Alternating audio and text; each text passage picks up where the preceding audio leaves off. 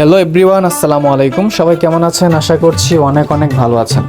আজকে ঈদ ডে, তাই সবাইকে পবিত্র ঈদ উল ফিতরের শুভেচ্ছা। ঈদ মুবারক।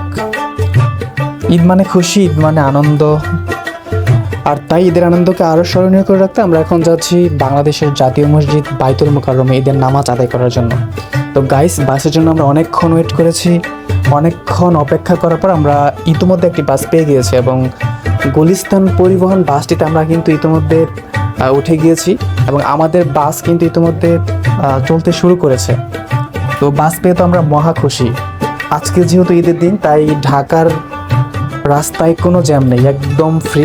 যেখানে গুলিস্তান থেকে চারাগালি, অর্থাৎ চারাগালি থেকে গুলিস্তান পর্যন্ত 4 থেকে 5 ঘন্টা বা এর থেকে বেশি সময় লেগে যেত, আর সেখানে আমরা এখন আজকে 40 মিনিটে যেতে পারবো, যেটা আমাদেরকে ড্রাইভার সাহেব জানালেন। গাইস, রাস্তার চারপাশের দৃশ্যগুলো কিন্তু খুবই সুন্দর। আমরা এখন হজরত শাহজালাল ইন্টারন্যাশনাল এয়ারপোর্ট অতিক্রম করছি। আপনারা অবশ্যই জানেন হজরত শাহজালাল ইন্টারন্যাশনাল এয়ারপোর্টের 3rd টার্মিনালের কাজ প্রায় কমপ্লিট, যদিও এটির উদ্বোধন ইতিমধ্যে হয়ে গিয়েছে। গাইস, আপনারা জানেন এই এয়ারপোর্টটি কিন্তু জাহাঙ্গীর আদলে নির্মিত হয়েছে।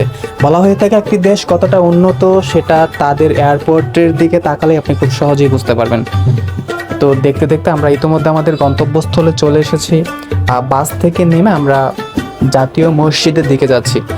গাইস, আমাদের আগে থেকেই প্ল্যানিং ছিল আমরা বাইতুল মুকাররম ঈদের নামাজ আদায় করব, তাই আমাদের মধ্যে অন্যরকম একটা ফিলিংস কাজ করছে।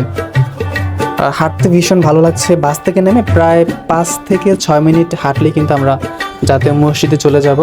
সামনেই বঙ্গবন্ধু স্টেডিয়াম, বঙ্গবন্ধু স্টেডিয়ামের পাশেই কিন্তু জাতীয় মসজিদ বাইতুল মুকাররম।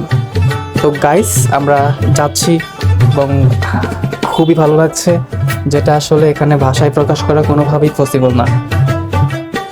ডিয়ার ভিউয়ার্স, বাইতুল মুকাররম জাতীয় মসজিদ সম্পর্কে কিছু গুরুত্বপূর্ণ ইনফরমেশন আপনাদেরকে শেয়ার করছি। বাইতুল মুকাররম বাংলাদেশের জাতীয় মসজিদ। মসজিদটি রাজধানী ঢাকার প্রাণকেন্দ্র পল্টনে অবস্থিত। 1968 সালে মসজিদটি নির্মাণ কাজ সম্পন্ন হয়। এর স্থাপত্য শৈলী অত্যন্ত দৃষ্টিনন্দন। তৎকালীন পাকিস্তানের বিশিষ্ট শিল্পপতি লতিফ বাওয়ানি ও তার ভাতিজা ইয়াহিয়া বাওয়ানির উদ্যোগে এই মসজিদ নির্মাণের পদক্ষেপ গৃহীত হয়।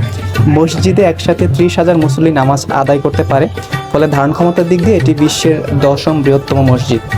তবে মসজিদটিতে জুমার নামাজ ছাড়াও বিশেষত রমজানের সময় অত্যধিক মুসল্লির সমাগম হয় বিদায় বাংলাদেশ সরকার মসজিদের ধারণ ক্ষমতা 40,000 উন্নীত করে। মসজিদটির স্থাপত্যশৈলী সত্যি খুবই সুন্দর। এর চারপাশের মনোমুগ্ধকর দৃশ্য যে কাউকে বিমোহিত করবে। আলহামদুলিল্লাহ, ইতিমধ্যে আমাদের ঈদের নামাজ সম্পন্ন হয়েছে।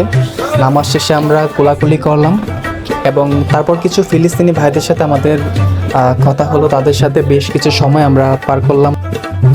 তো গাইস, আজকে এই পর্যন্তই।